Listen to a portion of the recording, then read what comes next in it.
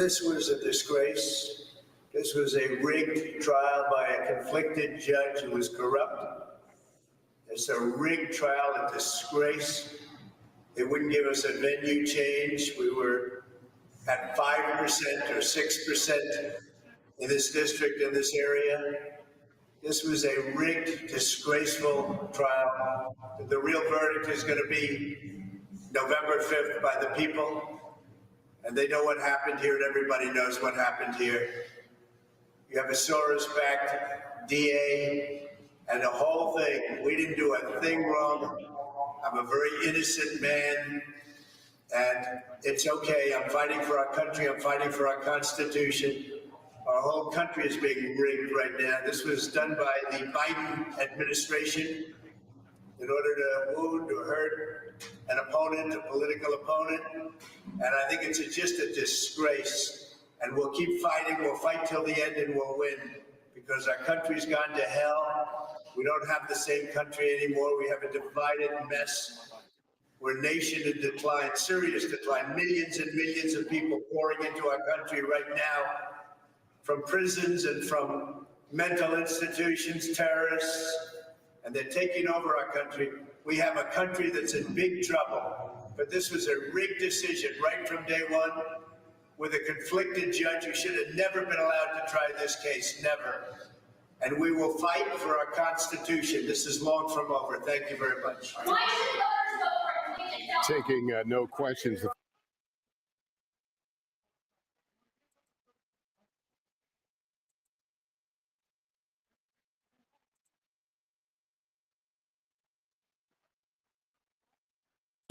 Full of clowns, they're all stupid and they're proud, painted smiles on their mouths. I don't hang with bozos, homie, I can't be around. Hello everybody, Drew here for Drew Underground, back with Breaking Rocks. This is episode 57. They are not even trying to hide it anymore. Joining me, the one and the only, Desert Nord. Hey bro. Hey there. What do you make of this? Well, when the trial was first sort of set up, when the charges were filed, initially right off the bat, people were saying, okay, first of all, a couple of things. The other prosecutors in the district, the Southern District, refused to prosecute the case. The FEC refused to move forward with any investigation into the matter, considering that they had numerous examples in the past of the same exact thing that they had not gone after. This particular case was the first time that any state prosecutor had ever gone after election-related charges on a federal statute over a misdemeanor and trumped it up to a felony, and then multiplied the entries of the supposed crime, which were documented by a third party against an individual in the history of the United States. And then the cherry on top is that it happens to be Donald Trump. Yeah, when many questions about the integrity of the judge and this whole thing. Yes, the judge Merchan is a Biden not just voter, not just supporter, but donor. Yeah, and that type of thing. And his daughter was making money off the trial too. There's that. Yeah, no, of course, because they're operatives. But in any normal circumstance, that type of thing requires you, in cases where you are charged with affecting a political outcome, which is what this does, you're supposed to recuse yourself. Yeah, but you're supposed to. In the case of these hack judges that we have in the courts these days, they feel as though it's their job to intervene in politics. They get it in their head that they're a savior or something. That they're... The thing about this case, though, is that in and of itself, right off the bat, there's no reason this should have ever been even filed by the DA's office. Like Trump himself, there was said, there is no crime here. Yeah, no, I mean, and no one can even explain to you what exactly the crime is because they first of all, Because there isn't one? like I said, the FEC guy who supposedly would have corroborated any sort of election-related crime had already testified in the previous civil case, which was with Stormy Daniels, which she lost, Mm-hmm. that no election-related misallocation of funds occurred here. and if this type of thing was somehow illegal, then there's dozens and dozens and dozens of politicians who are currently in need of being arrested then, if this is somehow illegal. Yeah. That was what his testimony would have been if, in this case, the judge had actually allowed that man to testify. But he didn't. But each and every time you confront any corrupt anyone with facts and logic, they simply respond the same way every time. Well, it's not my concern. Yeah, no, they definitely sort of it cut two ways. Half of the people ended up being like ecstatic and didn't care about the details and was like, yeah, we got him, sort of an attitude. And then the other half were like, what even the fuck is this? I mean, literally, legal experts the world over were like, what even is this fucking case? How is it that a state prosecutor gets to file federal charges against anyone to begin with, let alone on a misdemeanor as a felony? Let alone after the statute of limitations has already run out, and against a former president, which is unprecedented. I dare say the actual legal current president, but that's a whole nother story. Yeah, we'll just set that point aside for a second. But yeah. The point I would make though is, and in an election year, while that person is currently running, like, so it's also election interference. Mm-hmm. On top of it being legally dubious, unlawful, out of his jurisdiction, past the statute of limitations, and not even the correct charge. And no one explained to the jury one iota of what the fucking crime was. This is and the judge dismissed the concept of having to have a unanimous verdict on the charges. Which is a violation of not only the U.S. Constitution, the Sixth Amendment, but it's a violation going all the way back to the Magna Carta, for Christ's sake. Mm-hmm. I don't even have words for how fucking stupid this case was. This was the worst legal case in the history of America, bar none, including Dred Scott. It doesn't matter which one you bring up. This was worse than everything. And that is where everything lies. The fact that this whole trial wasn't even legal. Yeah, no, the whole thing was an absolute joke. And I don't know how the fuck everybody involved doesn't get disbarred for this. Laws were broken to call Donald Trump, quote unquote, guilty of what? Nobody knows, because nothing happened. No, and they want to make it sound like the ledger entry is the crime. And it's like, first of all, the ledger entry says what? The ledger entry says that a payment was made to Michael Cohen. That's what the ledger entry says. Who wrote the ledger entry? Oh, that's right. A secretary for Michael Cohen wrote the ledger entry. That's who wrote the ledger entry. So if the ledger entry is a crime, why is he the one being charged for it? All I know is this at this point.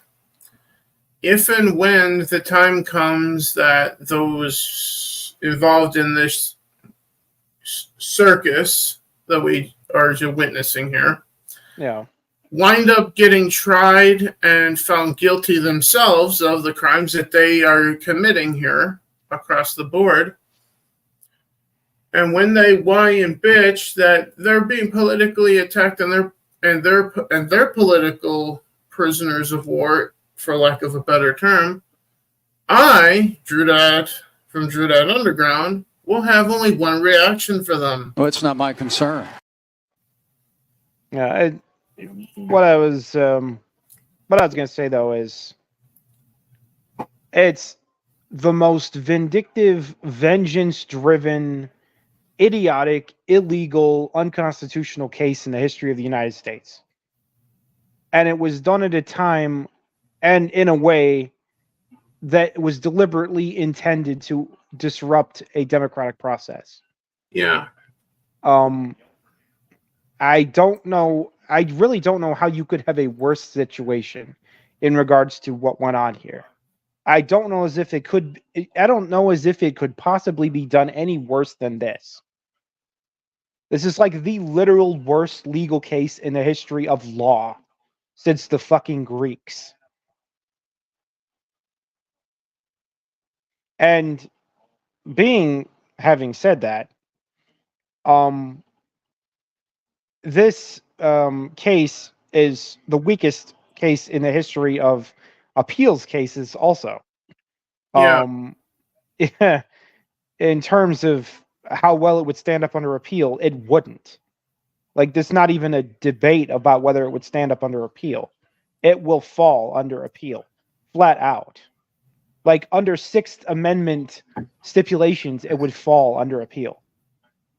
So, aside from literally just attempting to obstruct the democratic process and attempting to arrest a political opponent, the DOJ, I really think that the people of the DOJ should be brought out and fucking charged themselves. Yeah. Because they're allowing this shit to go on and doing nothing to, do their damn jobs. And at some point, the level of malice is going to get real high around here. All right. And everybody who gets, negative consequences are going to deserve it. Mm-hmm. You know what I'm saying? There's not going to be a very high amount of sympathy going around here. So on that note, let's hear from the occupant of the White House at this point. Good afternoon. Before I begin my remarks, I just want to say a few words about what happened yesterday in New York City. The American principle that no one is above the law was reaffirmed. Except for your fucking family, asshole. It's actually everyone besides Trump is above the law, as it turns out. Yeah. He's the only one. He's the only one that isn't above the current federal laws. Donald Trump was given every opportunity to defend himself. No. He was not.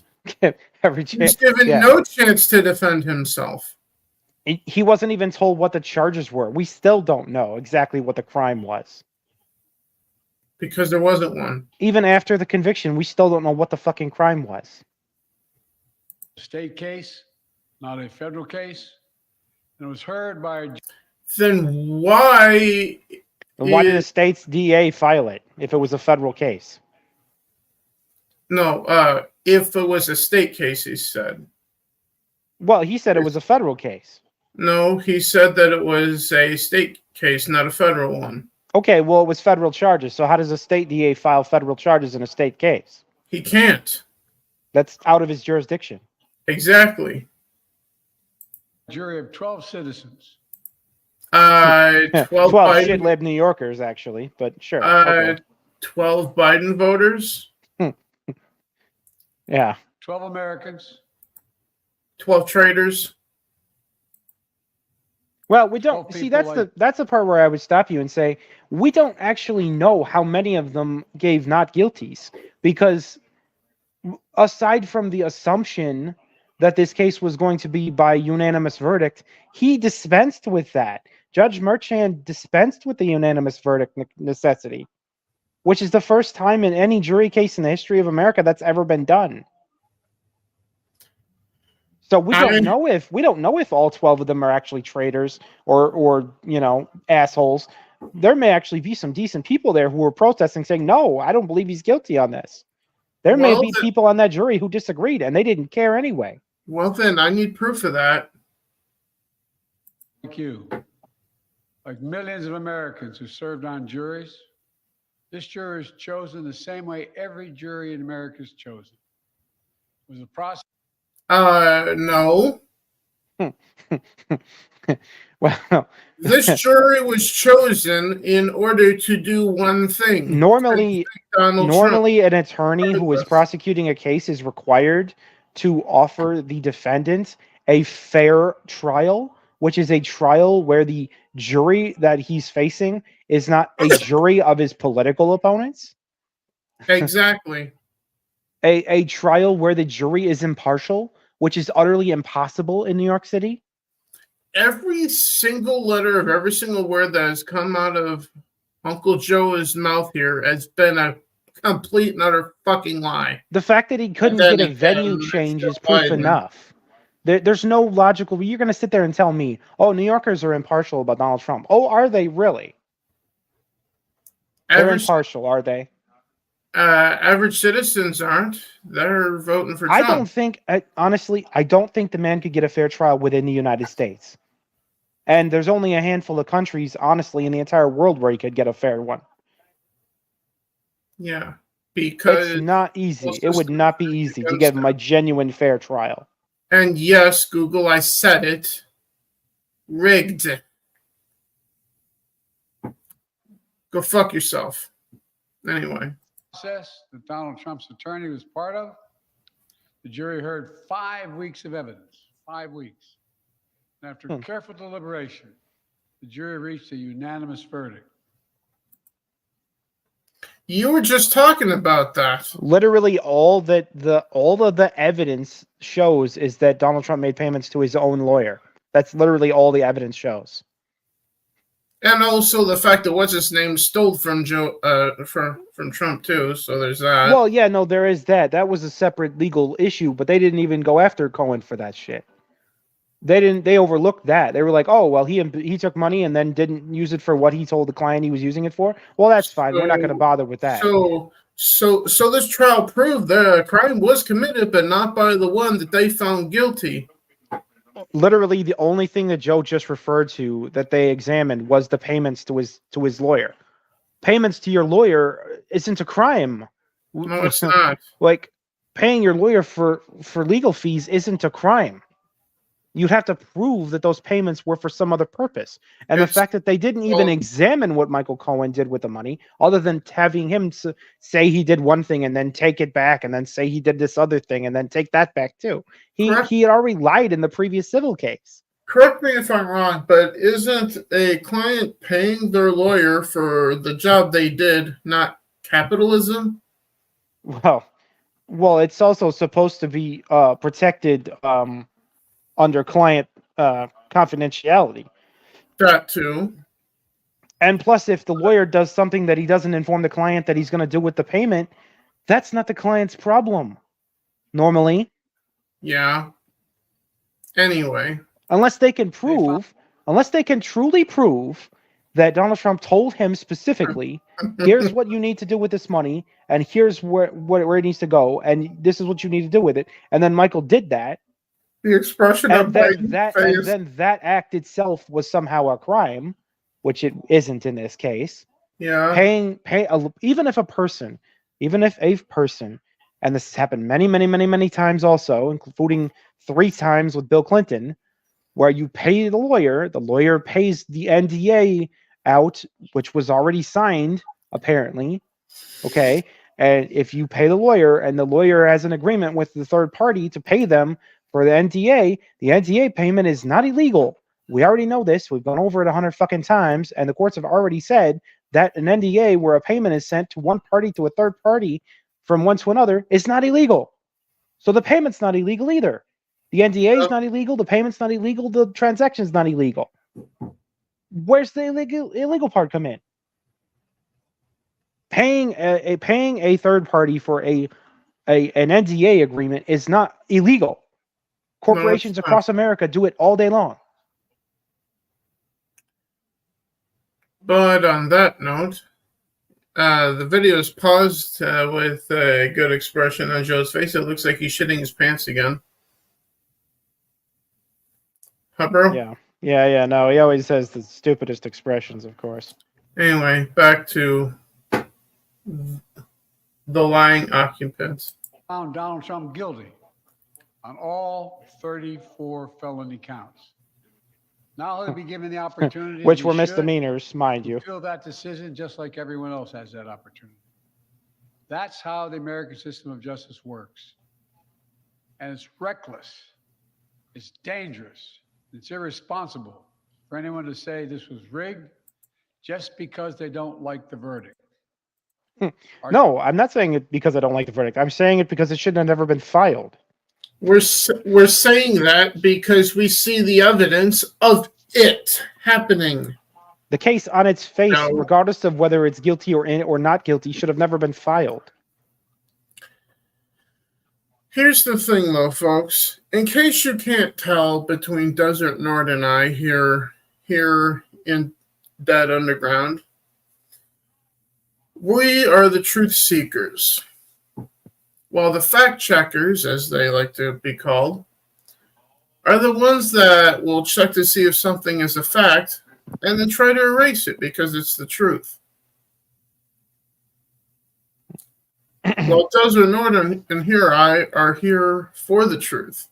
By the And- way, this is the same man who talked We hear about the lies. I injustice. tell you about it. What's that? This is the same exact man who talked about the injustice of the legal system literally just a few months ago.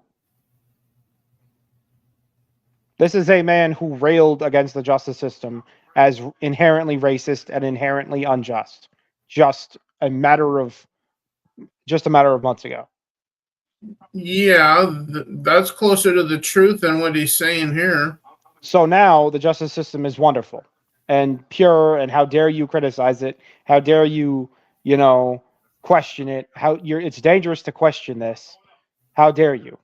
It's And dangerous to ask and questions. then I'm supposed to believe he's not saying that simply because of the verdict. If it's dangerous to ask questions, then I have only one thing to say. Welcome to the rebellion. Yeah, asking questions, being told that asking questions is dangerous is the stupidest thing in all of human experience. Anyone asking questions should be answered, not told that they're dangerous for asking. Yeah. But anyway. Our justice system has endured for nearly 250 years. Until now. Yeah. Now we're watching the death of it in real time, just like we're watching a gaming crash right before our very eyes. But we'll get into that after we're done with this political nonsense. And it literally is the cornerstone of America, our justice system. The justice system should be respected. No, the cornerstone of our country is the Constitution, asshole. Well, even if we are to assume that the justice system is the cornerstone of America, then holy shit, this house is built on a crooked, fucking, broken rubble pile of it's wrecked. It's ruined. If that's the cornerstone, then this whole damn thing is teetering on collapse. But I still stand by what I just said, just like I stand by and own everything I say. Optimally, we should agree that the structure of the nation is its foundation, not just one part of it. Yeah. Respect it. And we should never allow anyone to tear it down. Okay, so can we fire you now then, Joe? Because you're tearing it down, and so is your entire administration. Yeah, no. Now you're not allowed to criticize the justice system. Now criticizing the justice system is you're destroying the country if you criticize the justice system now. Meanwhile, him and his entire party spent the last 3 years destroying doing exactly everything. that. Yeah. It's fine if they destroy it, but we can't. Right. Yeah, it's fine to destroy it when it doesn't do what they want it to. And then once it starts doing what they want it to, now it's sacred. No, when the shoe's on the other foot, you'll be complaining about the justice system. And then we'll be sitting there going, okay, if we couldn't, then you can't now either. Although these generalized statements he's making are absolutely duplicitous on its face. Yeah. So, It's as simple as that. That's America. That's who we are. And that's who we'll always be, God willing. But let's talk now about. Yeah. And then there was also a moment at the end when he was asked his thoughts on, or rather, if his administration, Joe Biden's, was involved. He just gave a crooked smile, laughed, and walked away. Yeah, no, it's truly an evil response to that question. Yeah, because he knows. He didn't even attempt to reject the premise. He just smiled and walked off. Because they don't even care that we know. No, I mean, he's like proud that he's got a political prisoner, or that he might have a political prisoner for an opponent. Yeah. He thinks it's funny. He thinks it's hilarious. Yeah. That he may have successfully gotten his main political opponent arrested and charged and convicted of some bullshit, so that he doesn't have to deal with them. In his own mind, he doesn't have to deal with them, even though he is still going to have to deal with them. Because as I've tried to explain to other people, this doesn't actually interrupt his presidential bid as much as they would have think it would. Because, again, this would be the third time that a convicted felon has run for president. So that part doesn't exclude him in any way. The Supreme Court's already twice ruled that it's legal for a felon to run for president. So it doesn't exclude him in that regard. In fact, he can run right from a jail cell. It doesn't stop him. There's nothing that stops him in that regard.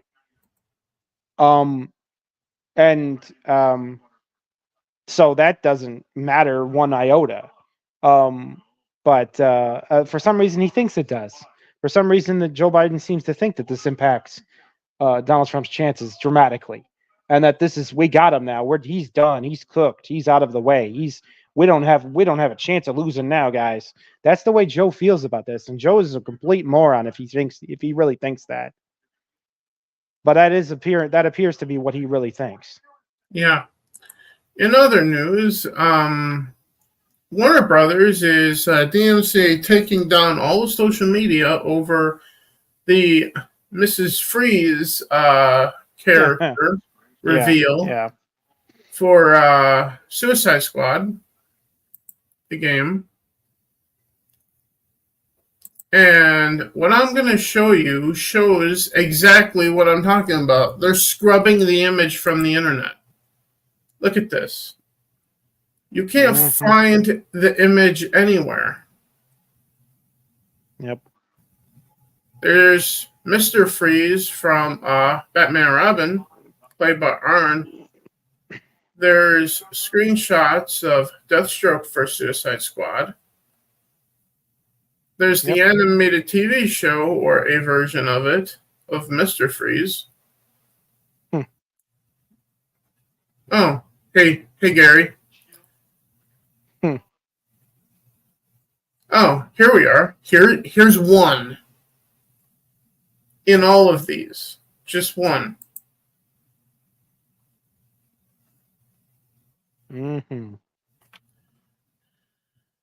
Yeah.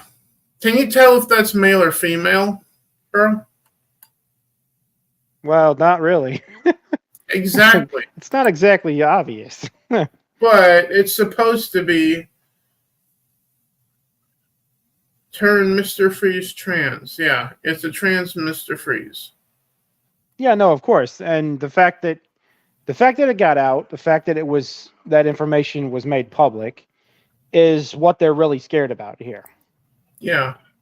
Because once again, they were attempting, like they always do, to bait and switch the customer. And that's what they know they need to do when dealing with this type of content. They know that if they don't bait and switch you, if they don't bait you into thinking, oh, well, we're going to get Mr. Freeze, we're going to get the old classic, yay, hooray, character we love. If they make you think that, but then what they give you is this trash,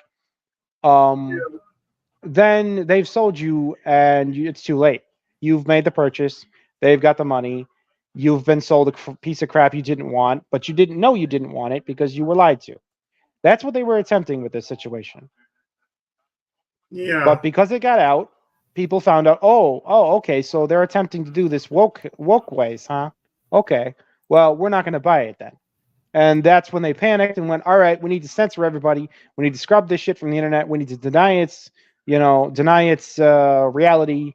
We need to, hush all the rumors and cover it up so that they don't think that this is a woke game. Because if they do, we'll lose money. And they want to be able to hoodwink the customer. They don't want to give the customer what they're looking for. They want to do the Sweet Baby Inc. Bullshit one more time, and they want to be able to get away with robbing the customer one more time.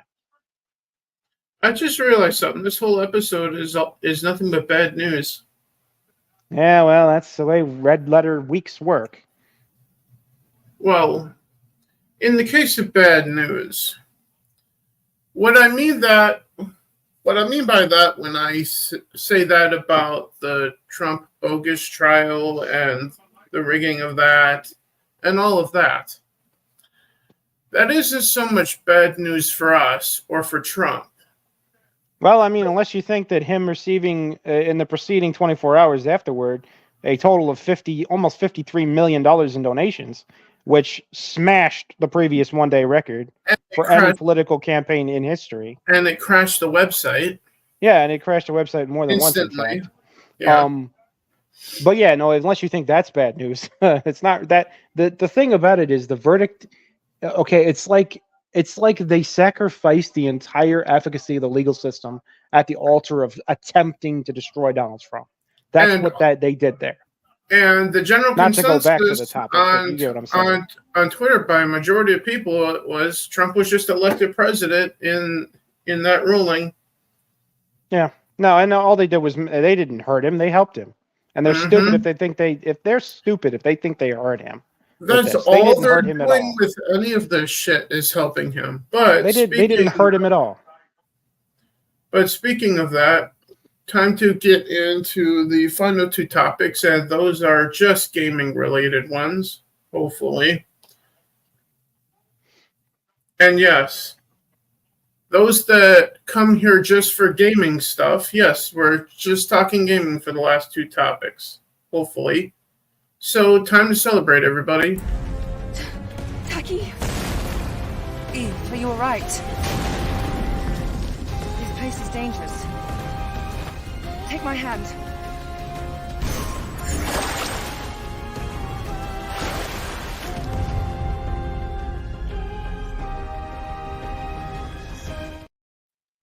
And yes, that is one of the nominees for Game of the Year, too, Stellar Blade. Mm-hmm. But on that note, Call of Duty Black Ops 6. We're on to the sixth one, bro. Yes, as if there somehow remains any blood left in this beaten horse. Yeah, so let's check out the trailer for it. We're recording. Truth is, your whole life is a lie.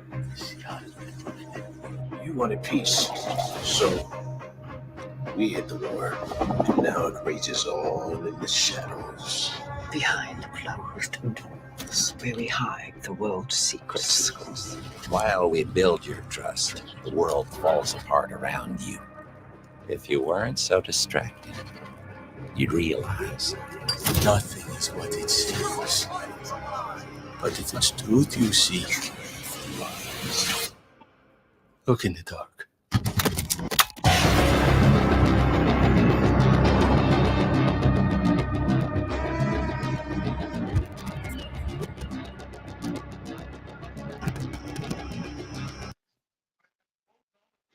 Worldwide reveal the day after my birthday. Yeah, that's also the same day as the Microsoft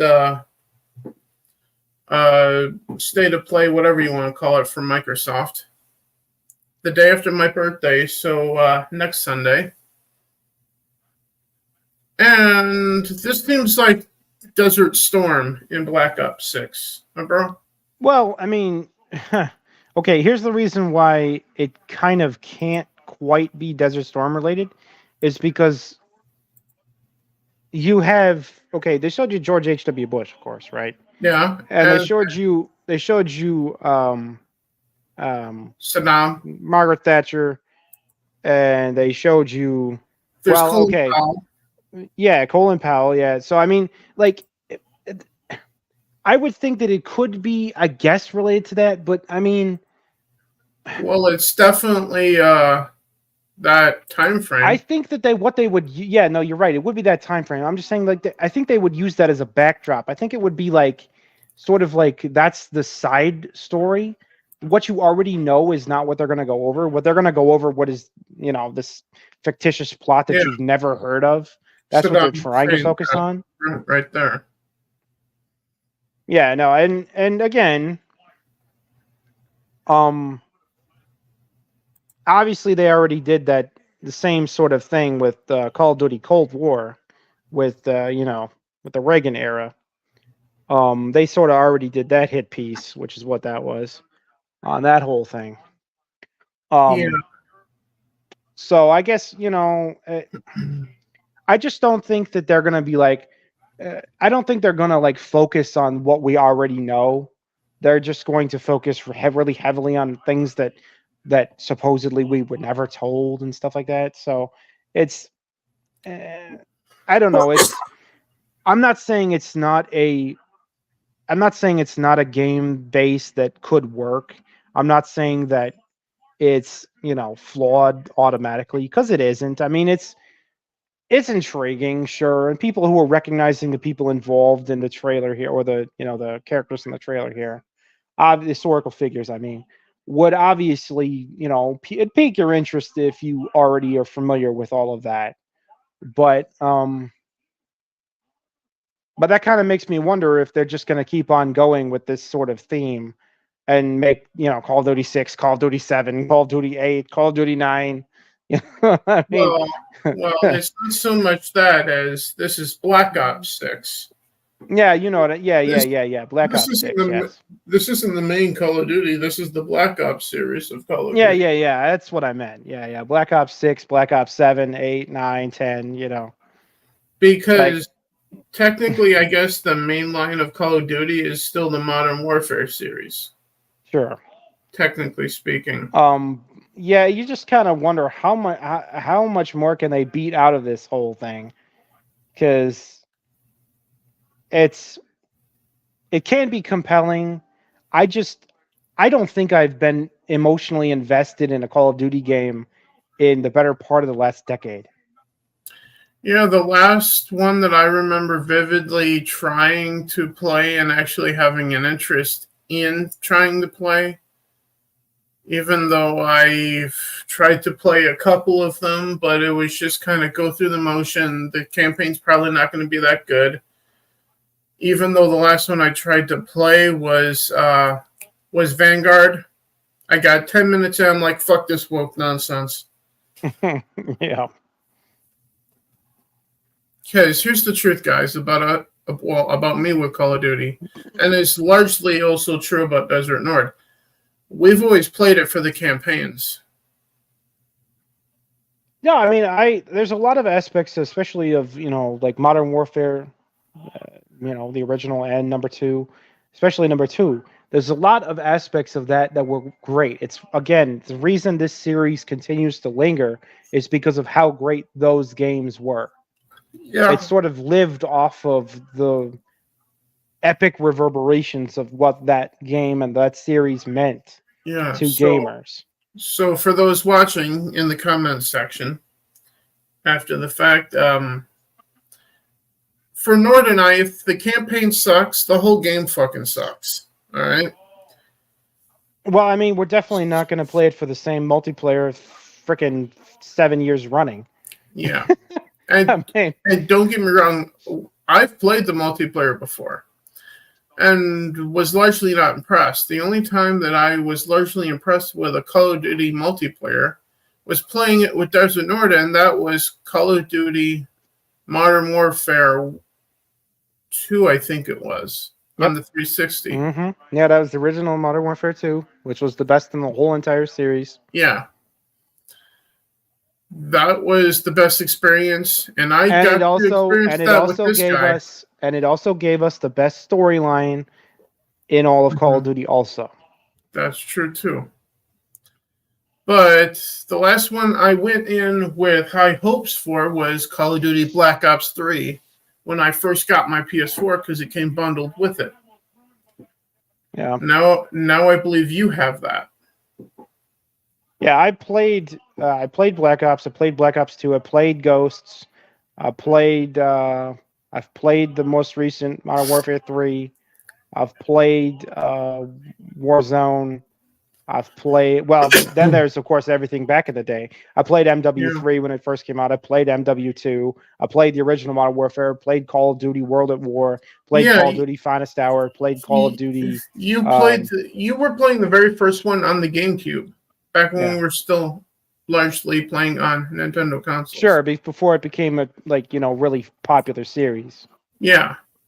You were there at the beginning. I got into it right around Modern Warfare 1. Which was Call of Duty 4, Modern Warfare. Mm-hmm. Yep. Just because I was looking for something different to play. Yeah, and I mean, so there's been a lot of games in this year, and then of course everything with zombies and the which is a subset of the Black Ops story. Yeah. Zombies was a good addition initially, but that thing has been completely played out at this point. There's nothing left with zombies. There's no way where to go with that. It's already been perfected. It's already hit its zenith and gone away. Yeah. This is I mean, other than just having a story-based element to this, there's nothing novel about this title whatsoever, other than the story, which again probably will just end up being borderline offensive for anyone that has brain cells. Yeah. Yeah, like it always is. So, in other news, Sony PlayStation did a state of play on Thursday, and I watched it earlier this morning, and was bored out of my fucking mind. There's nothing interesting there, just a bunch of woke fucking nonsense. Yeah, it was, the state of play was quite underwhelming. I mean, it was fucking terrible. Utterly fucking forgettable, honestly. So, on that note, on to the topic that was supposed to be the main topic until the Trump fake trial shenanigans went down. Yes, until the death of the entire U.S. legal system reared its ugly head. Yeah, this next topic was going to be our topic of the day. And our main topic has Microsoft ever actually understood gaming?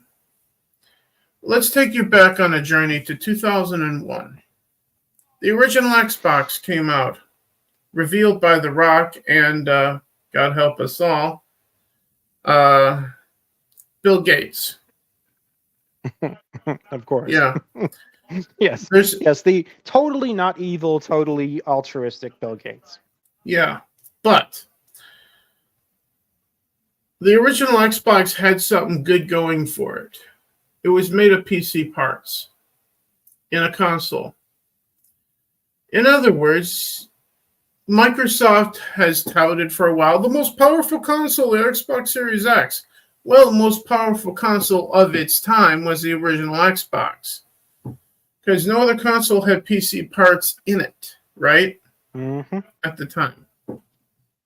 Hence why you saw graphic fidelity on the original Xbox that you weren't getting on PlayStation. You damn sure weren't getting it on the GameCube.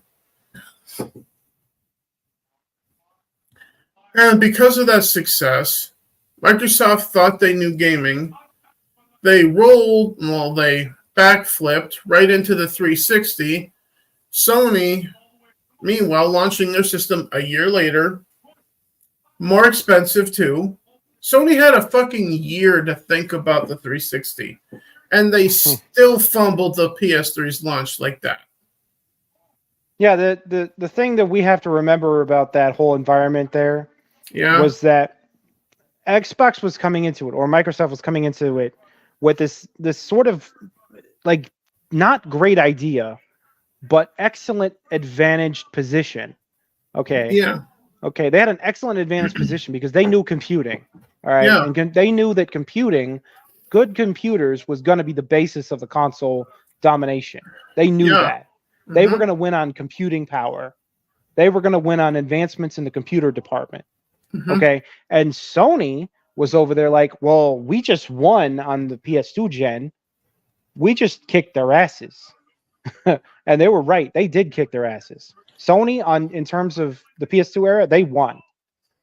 They had the better console. They sold more units. They had better games. Everyone bought one. Millions upon millions upon millions of people played the PS2. But and also, they won in that generation. But also keep in mind that the PlayStation 2 launched way ahead of the original Xbox. No, I know. That's what my point was, though. And the GameCube, I believe, as well. I think you might have missed part of my point there.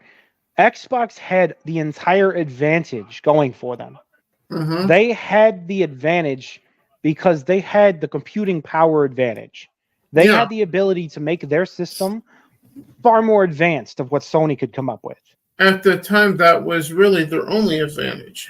Yeah, and so what I'm saying is that because they were not good at the whole advertising and whole what's the gaming community like, they were basically not gamers but trying to get into doing gaming. Yeah. You know what I mean? That was their problem. But they had the computing power advantage, but they didn't have the marketing strategy. They had not previously won, and they had they had no chance of defeating Sony at their own game unless they were going to leverage the computing power ability of their system to do it. They really didn't even want to go into gaming, as you well know. They wanted to stay in the computing thing entirely. Yeah. But they saw a massive amount of money being made in the future on gaming, and they thought gaming was going to be the next big thing, and they were right, it was.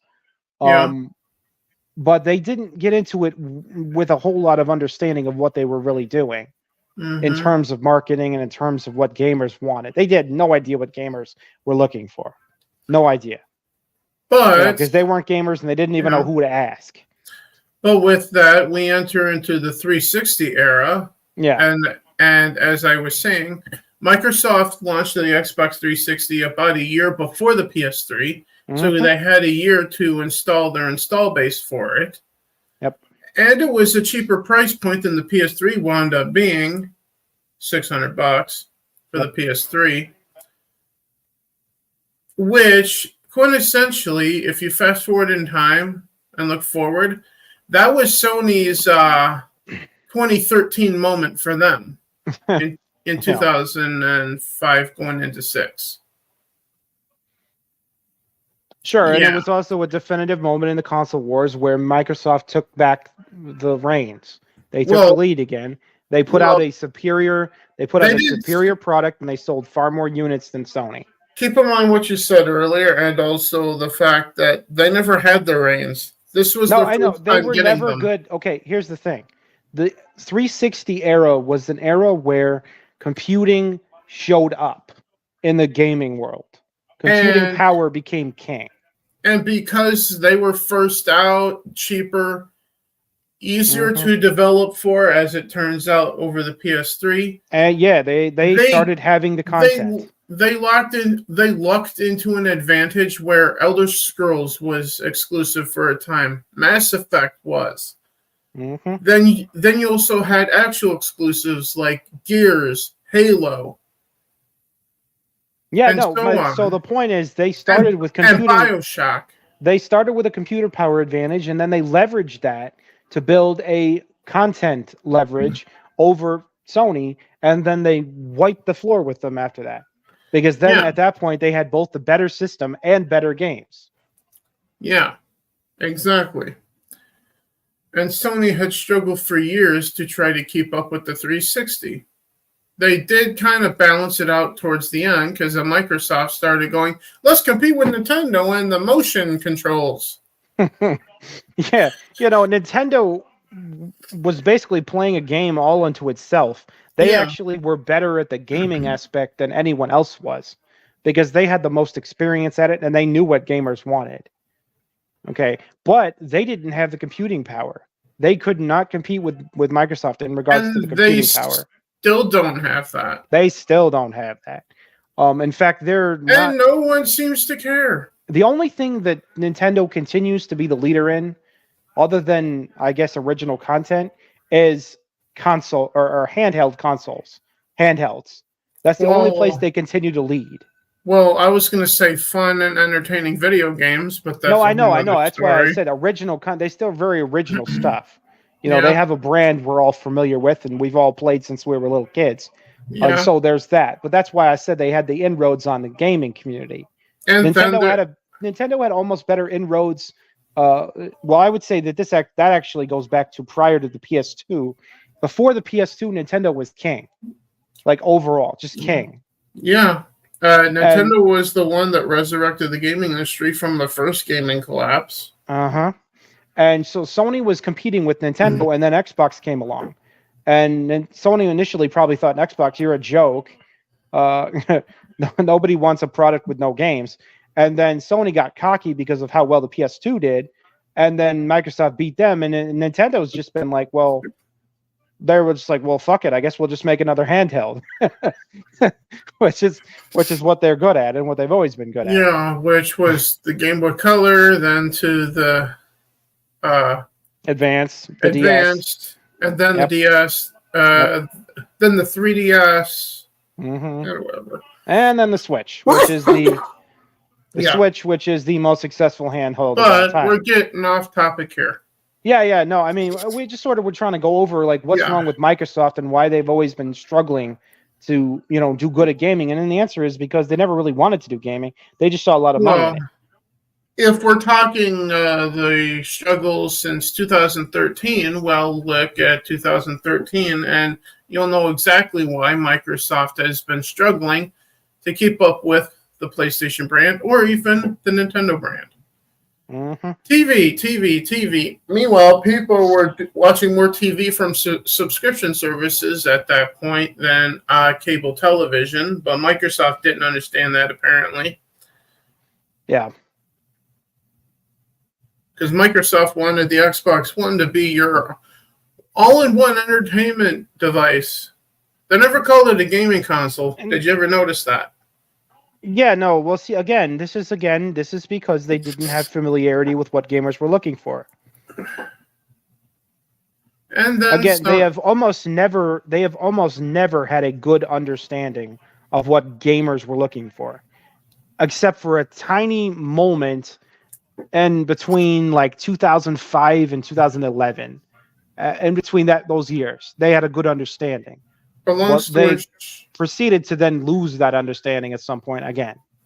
Long story short, with the 360 era, though, quickly, Microsoft got lucky. That's all it comes down to. Well, Microsoft had the advantage. Like I said, they started with the advantage, and they just took advantage of their advantage. And also the fact that Sony handed them the advantage on a golden fucking plate. Sony got cocky. Sony thought that they didn't have to deal with Microsoft one-upping them, and they ended up getting one-upped thoroughly.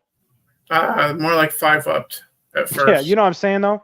I mean, it's all about Sony getting cocky, not trying as hard, thinking that they got this because they had it in the previous gen, and then not doing as much or being as concerned as they should have been. And then Xbox coming in with a superior console. And then the Xbox One era. Yeah, and then there's the Xbox One. Complete pendulum swing. Microsoft was Sony from going off the PS2. Yeah. In this case, from the 360 to the Xbox One. And PlayStation made some strides at the end of the PS3, but they really kicked it into high gear when launching the PS4. Because their whole advertisement was for, this console is for gamers. Yeah. No, they were trying to go back to what worked with the PS2 era. And it worked. Yeah, no, they did quite well. I mean, at that point, they were selling more than Microsoft was. At that point, but then again, the big turning point again was in that same period leading up to and even through the release of the PS5 and the Xbox Series X and S. Nintendo kept the lead with the Switch, which is really, really more about the supply chain issues than anything else, and the fact that people could not get without much trouble a PS5 or an Xbox Series X. Also, a quick thing to show you guys that I wasn't expecting to do, because I saw this just this morning too, and I only just remember it when we were talking about the PS4, because there was a good exclusive called Until Dawn for the PS4. Well, recently, Sony, in their infinite wisdom, because you know how we're all tired of remakes and everything? Well, Until Dawn is going to be on PS5 and PC now. So, with that in mind, let's check out the trailer quickly.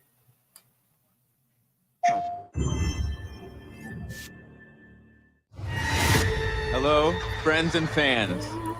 By the way, a quick thing before we really get into the trailer. When I first saw this, at first I was like, wait, is this a sequel? Because this isn't right. Characters are here that died in the game.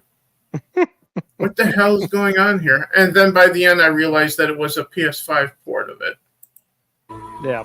I'm super excited to welcome all my pals back to the annual Blackwood Winter Getaway.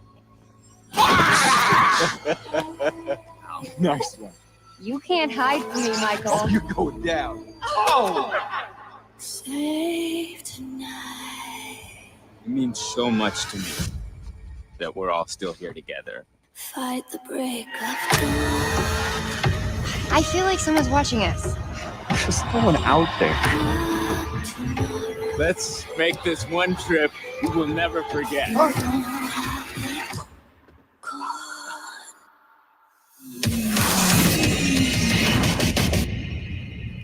Mike, Emily? I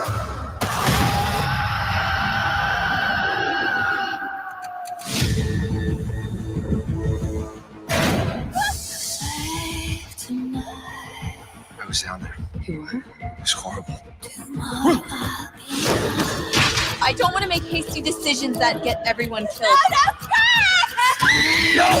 We should stay put right here until dawn. Jessica! You can't let me die!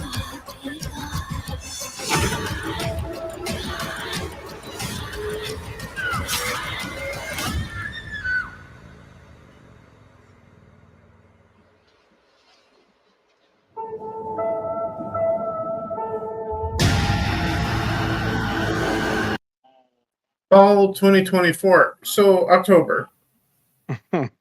Probably. Sure, So, they clearly intend this to be a Halloween release. So your thoughts? Well, I mean, it has its fans, of course. Yeah. I still have my PS4 copy of this to this day. And I remember playing this for the first time, and at the time I was blown away with its graphics. Completely underwhelmed by the controls. They were clunky as fuck. But it has its fan base, it has its market, and all that. But where I'm coming from is, great, another remake. Yeah, but now its graphics are like subpar. Or another remaster or port or whatever. Now its graphics are subpar. Yeah, and all of it comes down to, at least for me, simply this simple thought. Another port of a good game from a previous generation. Well, it's not my concern. Yeah. Yeah. And it's all thanks to Bethesda and Skyrim. Now it's on PS5 and Xbox Series X. Skyrim is. Essentially, because it got a current gen update, you know. Yep. So, Skyrim's going to get a port or an update to the PlayStation 6 then. Because we're probably not going to get Elder Scrolls 6. Not that we even care, because it's probably going to be woke nonsense from Microsoft and Bethesda at this point. Bro? Yeah, I don't know if they should even bother at this point. But But this particular game, Until Dawn. yeah, Yeah. I just For those that are interested in playing this on PS5, there you go, guys. like honestly, if I wanted to watch a horror movie, I'll just watch a fucking horror movie. I'm not gonna waste 1,000 hours of gameplay time watching a horror movie. And this also reminds me, when I was playing it, I was actually trying to get all of the guys killed. Yeah, I mean, other than trolling and having fun with it, I can't see the point. Trying to save all the women. I was able to save most of them, with the exception of the blonde chick that walked around in the towel in the game. She was the last one to die before we escaped the cabin at the end of the game. I was that fucking close. But the stupid mechanic in the controller that if you move it, the fucking creature will find you. And I sneezed. Yeah. And then I'm like, oh, great, fuck my life now. Well, so much for her then. Sorry. Anyway. Yeah. But yeah, that was my experience of playing this on PS4. It was fun to play at the time. That was also back in like 2016, though, when I first got it. That's almost 10 years ago. Yeah, it's coming up on it, ain't it? Yeah. That was like eight years ago at this point. Mm-hmm. And I feel like this is probably like 10 years since this game came out. Yep. Because 2014, the PS5 was already out, so. Mm-hmm. But correct me in the comments You down mean below, guys. you mean PS4? Yeah. You said 5. Well, fuck if I care. Well, it's not my concern. So, and yes, everyone, I'm gonna milk that for all it's worth. Well, it's definitely a good interlude. It's definitely a useful interjection at times. Yeah, that's funny. I still need one where Trump is saying, "I'm I'm working. I got those. I'm just trying to compile a bunch of them. Is all. Yeah, well, you know to email them. So, mm-hmm. But on that note, back to the topic at hand, that little side street, because I wanted to bring that up because that broke today as well. By the way, Sony didn't show that at their State of Play. Or did they? I can't remember. Wherever I don't remember either. Saw that, yeah. Let me know in the comments where that trailer came from. Because all I know is I saw that today. And I watched a lot of stuff today, so. But anyway, back to, has Microsoft ever really understood gaming? Yeah, no, to answer that question broadly, I would say there was a tiny little time frame in the 360 era when I think they understood gaming, and that was about it. I think I'm with one YouTuber that I was watching when he stood gaming, because look at what they were handed with the 360 by Sony. Yeah. Sony doing cell architecture, something nobody else was doing with a console, which was more advanced graphically, but no one knew how to fucking use it, which made it hard to develop for. The 360 was just keeping the status quo, essentially, making the 360 easy to develop for. Yeah. Much like a PC. That handed all of the developers wanting to create for the 360 over the PS3 right to Microsoft, Sony was. Added to it the higher price point for the PS3 at the time. Sure, they did a combination of alienating customers and welcoming in developers at the same time. I mean, Sony alienated customers, whereas Microsoft welcomed in developers. So you had a flood of content and a flood of gamers all at the same time running over to Microsoft. No, and that's why that worked. I'm willing to bet if Sony hadn't done all that, if Sony had tried to keep the status quo of the PS2 in terms of developing for and everything else. And yes, I know some people who say, but the PS3 had full reverse compatibility with system on chip in the PS3. Yes, it did at launch. But then they wound up removing it to save money. Yeah. On the console. So they could keep their precious little Blu-ray in it. Anyway. But with that being said, I'm firmly convinced that if Sony had not done what they did with the PS3 at launch, the 360 and the PS3 era would have been a lot more even.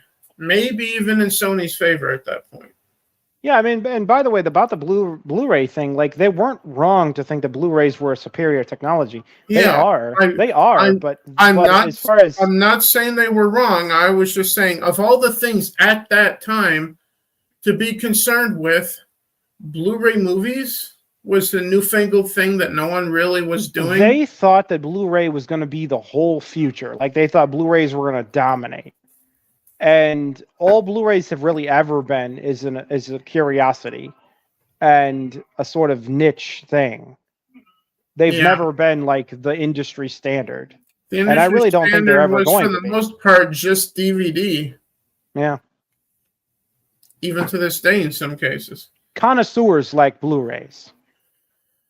But the regular everyday man is like, whatever, just give me a DVD. I don't care. And I really shouldn't slam Blu-rays at all, which I actually really wasn't, but it was just me trying to be funny. We'll just say like Blu-rays are basically because I have Blu-rays myself. I just bought a Blu-ray just recently of John Wayne's Rio Bravo. So yeah, no, I mean, Blu-rays are basically like, DVDs for people with taste. You know what I mean? Why, DVDs, like DVDs for the more sophisticated consumer of DVDs, but they're not ever going to be like the main thing for anybody.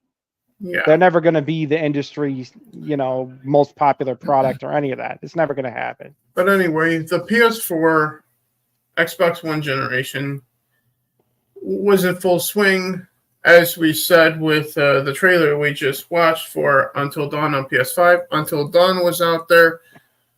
Naughty Dog was doing Naughty Dog things of that era, making Uncharted 1 and then Drake's Fortune. But that was on PS3. Then they had a PS4 game come out called Uncharted 4, which was good. But it kind of started the downfall of Naughty Dog for me shortly thereafter. Mm-hmm. But also on the PS4 was a whole host of other games like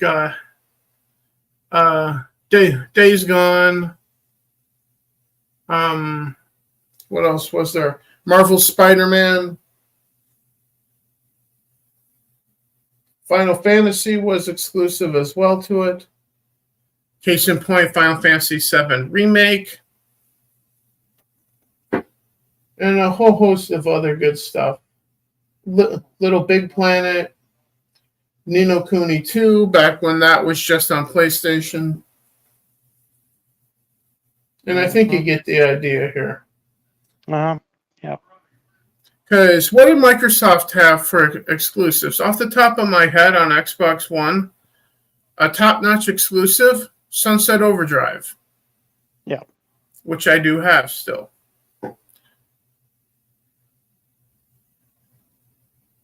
Which is actually right here on the top shelf of my desk, but I don't have the camera turned on right now, and I'm not going to bother doing so.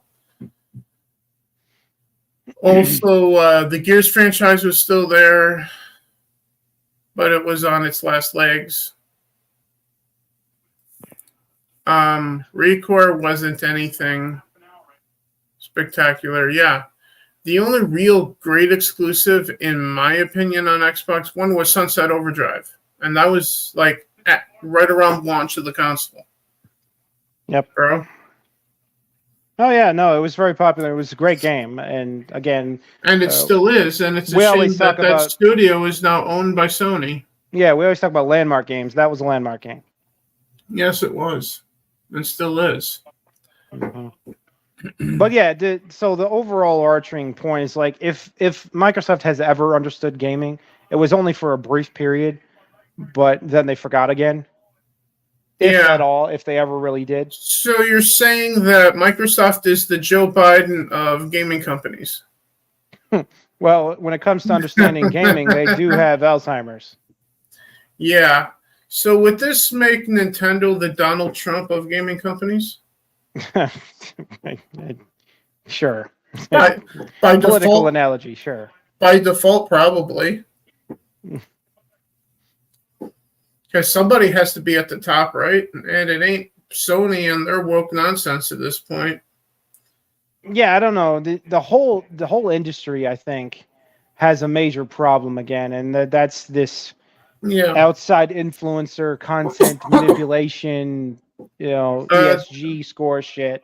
That needs to go away. If they intend to have anybody DEI crap, yeah, if they intend to have the customer base satisfied again, they need to make that shit go away. Yeah, and I'm with Asmongold on this one. Hope I pronounced your name correctly, dude, because I thoroughly respect and admire what you're doing. Are we in the middle of witnessing a gaming collapse? From Sony and Microsoft, I would say yes. Well, if we are, then they definitely deserve it. From Nintendo and Steam aspect, it doesn't look like it.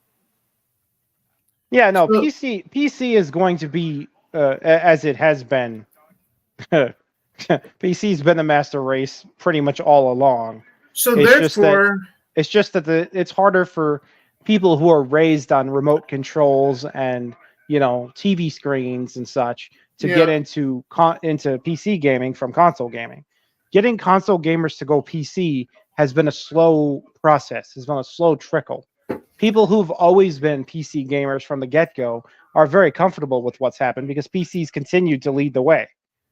But, we don't even compare. See, this is the thing. We don't even compare what goes on PC to what goes on console. Yeah, we generally don't. Even though I am on Steam, I do occasionally play a PC game every now and then. The reason we don't is because these are two discrete audiences, essentially. Yeah. I mean, many of the PC gamers are not also console gamers. Yeah, there are people who are that way, but it is very divided. I was just console, then started dabbling with Steam when I got my gaming laptop. As far as what everybody prefers, I mean, even people who, like myself, are like lifelong console gamer, really never been a PC gamer. Even someone like myself will admit that PC is superior. I mean, it is. I can't deny it. I couldn't possibly deny it. The PC has always been more powerful and higher quality graphics and everything ever since the beginning, and it still is. So, but that leads me to ask a question, but I'll save it for after we wrap up the last portion of the earlier question, which I know that you already answered. Now we're on to the current generation. The Xbox Series S and X versus the PS5 digital and physical. In my personal opinion, both companies are woke as fuck, and I don't have any interest in either one of them at this point. But Sony, for whatever reason, still has better exclusives on PS5 than Microsoft does on the Xbox Series consoles. Yep. In spite of the fact that they own Bethesda, which put pronouns in Starfield, and they now own Call of Duty, which they haven't done anything with yet, being the key word there. And that even includes Game Pass. They haven't put any Call of Duty on Game Pass yet. Think about that for a minute. Mm-hmm. Meanwhile, on PS5, we get games like Spider-Man 2, oh joy, from Sweet Baby Inc. Yeah. But we did also get Final Fantasy VII 16. We also got Final Fantasy VII Rebirth, which are both good things. And soon to be Until Dawn making a comeback on PS5. Not that I care. And also Spider-Man Miles Morales. Yes, I know that was also on PS4, but go fuck yourself. And a whole host of other games that I can't remember at the moment. But above all of them, Stellar Blade. Yep. It's just on PC and PS5, I believe. Yep. Because Microsoft ain't gonna put an attractive female in their fucking console. No, yeah, because then they'll have their entire boardroom full of shrieking feminists. Because that's what they hired for every fucking game. Look no further than the Fable trailer from Playground Games, which is in development hell, by the way. Yeah. So, Fable coming to Xbox at some point in my lifetime. Well, based on what I've seen. Well, it's not my concern. Yes. But with that in mind, does Microsoft understand gaming? No. And I think Sony is starting to go that way too at this point. Yeah, no, it's becoming apparent that very few industry leaders actually understand gaming anymore. It has dawned on me. I don't think Nintendo. I think they've lost the plot too. But Steam hasn't. Yeah, no, PC is the only place where gaming is still king, and where you can say that it's still focused on gamers and what they want on PC. Yeah. But everywhere else, they've lost their way. They're just like completely lost in the woods on what the hell the gamers actually want. Yeah. And plus, they keep spinning themselves in circles, trying to be as politically, leftist as possible. Thanks to the influencer crowd and the feminist groups. Yeah. Console gaming be like.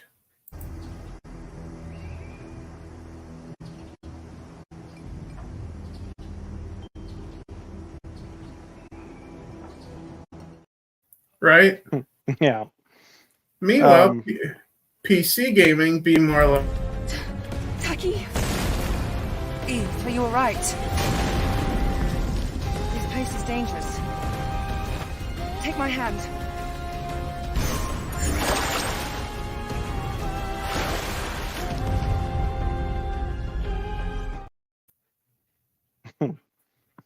Yeah. I'm just saying, folks. Yeah, the thing I can say about it is, the console. We never thought we thought the console wars were going to end with somebody like winning once and for all and defeating the others and moving on to be like the supreme, But no, they've all three of them gone retarded and don't know how to please gamers anymore. So to finally, they don't even care. They don't even care. That's the worst part. Like they're failing at their mission and they don't even care. They're like a rogue Terminator at this point. Yeah. So finally, my answer to the question is: has Microsoft ever understood gaming? Not really. No. Yeah, no is a fair answer, but flashes at best. But I also give the controversial opinion of, now ask the question: Does Sony understand gaming? Not as much as they used to.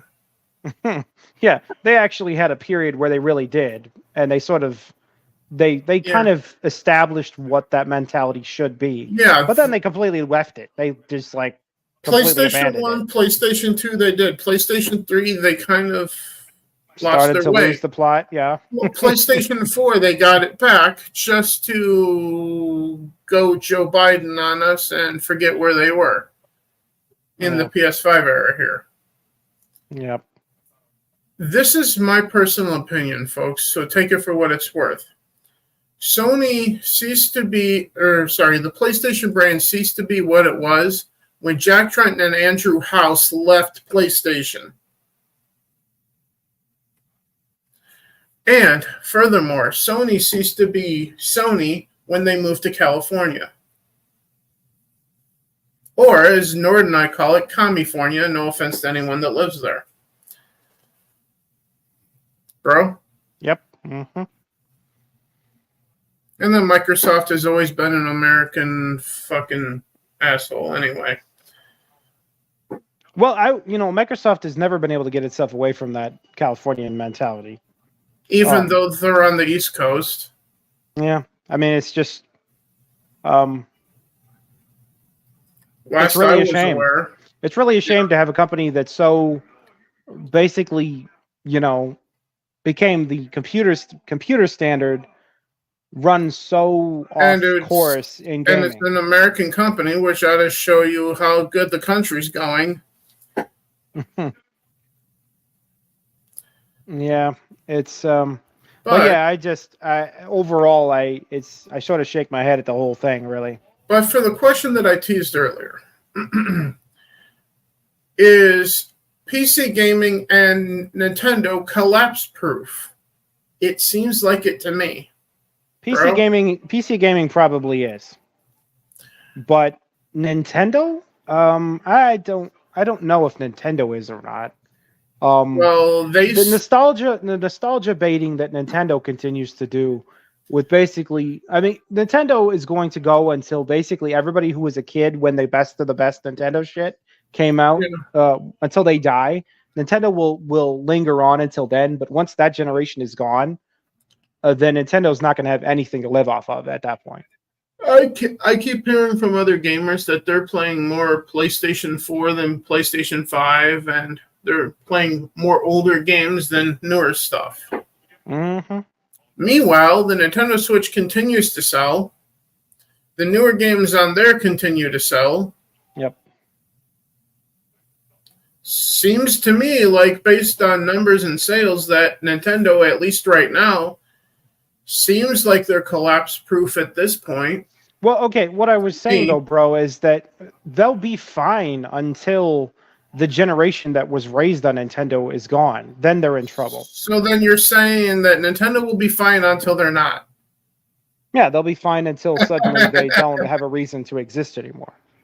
I mean, okay, as much as we are self-centered about how important gaming is, there's going to come a day when we're gone from the consumer base, and we're not there to buy this stuff anymore. Sorry to burst everyone's bubble, but you will die at some point. And then when that happens, it's either going to have some younger generation cling to this same stuff we did, or it's over. Like, those are the choices. They're cling to it, or it's over. And I feel like it'd be over, because they're not going to. Yes, I know. It's as simple as that. But at that point, we'll be gone, so... Well, it's not my concern. I can say. Yes. So Nintendo will continue to live on until it is no longer of concern to us. But on that note... So I guess by your definition, that would make them collapse proof. I was just saying they will collapse. We just won't be here to see it, I would say. If they do it all. And like you and I both agreed on, Steam and PC gaming, yeah, it's going to be here for a long time, even though the entry fee to do it is pretty steep to get a gaming PC still. But it seems like it, with everything I keep hearing, more and more people are abandoning consoles to get a gaming PC in a Biden economy somehow. Bro? Yeah, well, I mean, PCs have gotten more accessible. Yeah, that's true too. And here's the thing. It's gotten easier to get a PC set up for gaming than ever before because of the popularity. The popularity, yeah, but money is usually a problem for it. No, I mean, again, yes, with a crunched economy, people don't spend as much money on these things just generally. They don't spend on frivolities as much as they would otherwise, just generally. But as far as PCs themselves for gaming, they've gotten less and less expensive and more powerful. Yeah. So on that note, if you're watching this and you're contemplating playing on PC instead of console and you don't have one, I say wait till after January 2025. Wait till sometime in mid-2025 to go look into buying a PC, because by that point, we'll be back in the Trump economics at that point. I'll be very specific about this, okay? Yeah. The same PC you can now get for a couple of $100, maybe $200, $300, $400, something like that, would have cost you north of $1,000 15 years ago. Yeah, and ones that cost you $1,000 can do literally everything. Yeah. Well, I mean, you can get by on a couple $100 PC. Now it's not going to be able to do the best of the best type of games or whatever, but you can get by on it. Whereas if you were trying to do the best of the best gaming, PC gaming back in that era, you needed $1,000 PC. You know what I mean? And now, if you want to do the best gaming, it's still a couple $1,000 PC. So like the bar moves along with the front edge of gaming. It continues to be a multi-$1,000 PC that you'll need to do the front edge of gaming, and that's been the case. The difference is that the bottom has dropped. Okay, the entrance cost, so to speak, into PC gaming is far lower than it used to be, and that's what's changed. Either way, on that note, do I have anything else? Not that I know of. Do you have anything to bring up? Oh, no. I mean, we've gone over pretty much everything relevant this week. Yeah. So with that in mind, what are you going to be up to after this? Well, I just bought the... Are you going to go fishing again? Well, here's what I did, though. I bought the reserve pass for the other 3 maps on the game. So I have a lot of actual work to do now on those extra maps. So in other words, DLC. yes. I bought the DLC. Okay, I bought the DLCs. So in other words, yes, you're going to go fishing in your fishing game. Yeah, there's still a lot left to do there, and it's a very fun game. It really is a great game. It's beautiful. For those that don't know what it is, what's it called again? Well, it's called Call of the Wild: The Hunter. The Hunter was the original game. The Angler is this one. This is the fishing version. Yeah, I played both, the Hunter and the Angler. I currently have it installed on my Xbox Series X out in the living room where that is now. I just haven't gotten to doing that yet. Yep. Very great game. Honestly, I've had a lot of fun with it. I've caught hundreds and hundreds and hundreds of fish. Leveled up, explored. The first map is beautiful, man, and the second map is also beautiful. You got the auroras. That's the Norway map. It's so beautiful, especially at nighttime. They did a really, really amazing job at immersing you in a very realistic map of the region in question. And there's 4 maps to have, and I've got all 4 now, and I'm going to be completing the whole game entirely. I will be putting a completed stamp on that game. At some point tonight before bed, I probably will get back to trying to get through that one monster in Stellar Blade that was just giving me trouble. But beyond that, I'm probably going to get back to Skyrim again at some point tonight, too. Because I'm still playing with mods on the Xbox Series X at that point. Yeah, because you know me, bro, right? You know me. I'm a completionist if I can help it. Yes, I know. I stay on a game until I'm done with it, and then when I'm done with it, I move on. Yeah, you ride it till the wheels fall off, or in this case, until the reel falls off. I ride it until I have the stamp on the profile of completing it, if I can get it. That would be like a platinum trophy on PlayStation. Sure. Yeah, I ride it until I get the platinum trophy. That'd be a way of putting it. Yeah. So he's going to ride his reel until he gets his trophy. Yeah. No, I'm going to fish a lot, dude. I'm probably going to pull out 10,000 fish before I'm done with that game. You can also go fishing in Skyrim now. Yeah, but this requires some really, really clever planning technique, and it's way more complicated, of course. Well, you do need planning to go fishing in Skyrim because you can only fish in specific locations, so you do need planning for that. Yeah, location, you know what I mean, location. But the equipment is basic. It's just a rod with just a rod with a line, and you just throw it. Whereas in this game, you have to decide what type you want, what rod you want, what reel you want, what bait you want, so where you want to stand, all that. So I guess I'll go throw my rod then. Ha sure. ha. Yeah, haha. But on that note,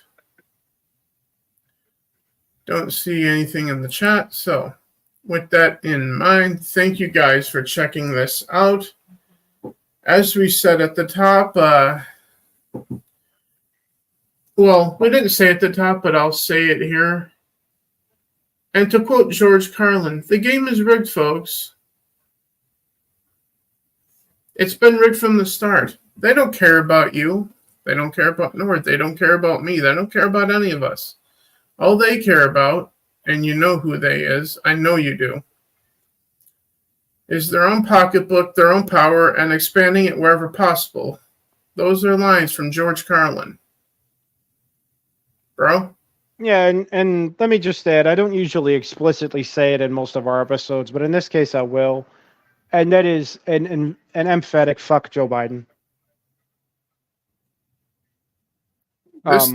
This time that's not strong enough. He needs to be arrested. No, I'm just saying this time my response is an emphatic fuck Joe Biden. Because this week he absolutely deserves someone to tell him, fuck you. Yeah. Well, with that in mind, Trump 2024, everybody. Yeah, well, just been given a violent shove, hasn't it? So we'll see. Well, it's been given a violent shove every single day. No, it was a very violent shove. More or less, yeah. Very violent. Every day, Trump's approval goes up and up and up. We're talking violation of the Sixth Amendment violent. Yeah, his approval is basically at Alpha Centauri at this point. Yeah. Or further, I don't even know. He's only 6% down in New York State from winning in New York State general. 6% off. Are you kidding me? That's which means here's my prediction for Minnesota. It'll switch to Trump. Watch. Yeah, no, I mean, you just watch. You'll see some really, really interesting things if the numbers appear to hold up as they are. It's not going to go the way Joe thinks it is. But on that note, we'll see you guys not next week, because next weekend is my birthday.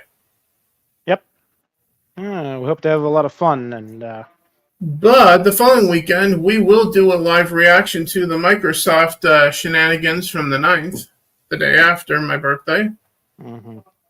And I will hold off on watching that until we're live here on this channel to check that out for ourselves. And we'll devote a whole episode to just doing that, I think. Because I've had enough of this political stuff for a lifetime here, I think. For a lifetime. Well, it's just begun, bro. It's just getting started. Well, it's not my concern. Yeah. Anyway, we'll see you guys next time. And remember, we're not trying to offend you, but if it happens... Well, it's not my concern.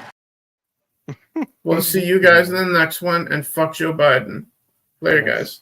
I will never say I'm sorry, I ain't taking nothing back. I don't care if I offend you. I was put here to upset you.